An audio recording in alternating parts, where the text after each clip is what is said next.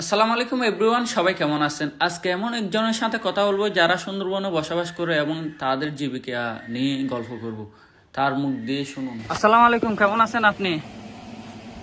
ওয়ালাইকুম আসসালাম, ভালো আছি। আপনারা এই সুন্দরবনের ভিতরে থাকেন অনেক দূর, এখানে আপনাদের মেইন টাউনে যেতে অনেক দূর হয় এবং আপনাদের এখানে জীবনযাপন কিভাবে করেন? খুব কষ্টের পরে আছি, খুব কষ্টের পরে জীবনযাপন করতে হয় আমাদের। খুব রাস্তাঘাট নেই, নদী নালা বাইয়ে চলতে হয়। আপনাদের খাবারের ব্যবস্থা কি? আপনারা হাল চাষ কোথায় করেন? হাল চাষ আমাদের এখানে হাল চাষ চলে না, চিংড়ি মাছের চাষ করে, কোনো ধান চাল লাগানো হয় না। আচ্ছা আচ্ছা আচ্ছা।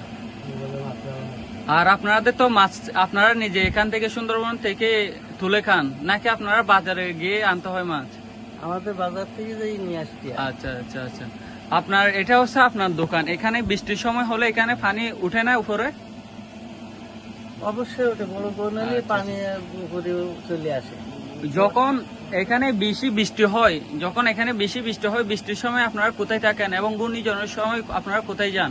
এইখানে থাকি, এইখানে বসবাস করি। আমাদের তেমন আশেপাশে কোনো সাইকেলও নেই, তেমন কোনো বিল্ডিং, ভালো বিল্ডিং নাই। এখানে কোনো সাইকেল নেই? না, আচ্ছা আচ্ছা। এখানে স্কুল নেই? স্কুল অনেক দূরই। আচ্ছা আচ্ছা। আপনাদের ছেলে মেয়ে তারা পড়ালেখা করে না? পরে মনে করেন 8-9 বছর বয়স না হলে স্কুলে যেতে পারে না। 2 মাইল 2.5 মাইল পথ হাঁটতে যেতে হয়, ওনারা তো অত বাচ্চা যেতে পারে না। তার মানে আপনাদের ছেলে মেয়েদের পড়ালেখা করতে অনেক কষ্ট হয়। সাথে বন্যার সময় হলে এখানে তো এখনো ফাঁকা রাস্তা হয়নি, ফাঁকা রাস্তা হয়েছে, বাট এখানে হাঁটলে পায়ের মধ্যে ময়লা লেগে যায়, অনেক কষ্ট হয় হাঁটতে। তো আপনারা এই রাস্তাটা কি ভালো চান?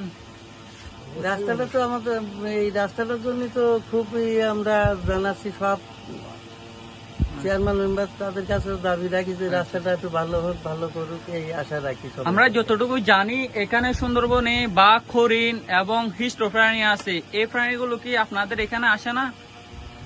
না, খুব কম।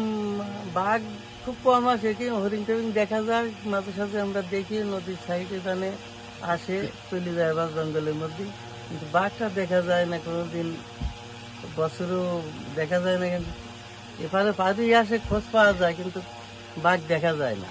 ও আরেকটি কথা, এখানে অনেক মানুষ জীবিকা নির্বাহ করার জন্য মাছ ধরতে যায় এবং সুন্দরবন গাছের বাগানে ঢুকে যায়। ওইখানে তারা ঢুকলে তাদেরকে কোনো হিংস্র প্রাণী বা অথবা কোনো কিছু কি আক্রমণ করছিল?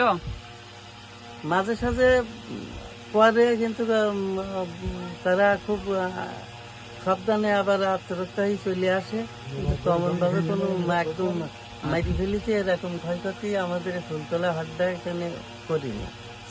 আচ্ছা। আশেপাশে গ্রাম হয়েছে। তো ভালো থাকবেন, সুস্থ থাকবেন, আপনাদের জন্য দোয়া রইল। আপনার নামটা কি? মানে ইমান আলী।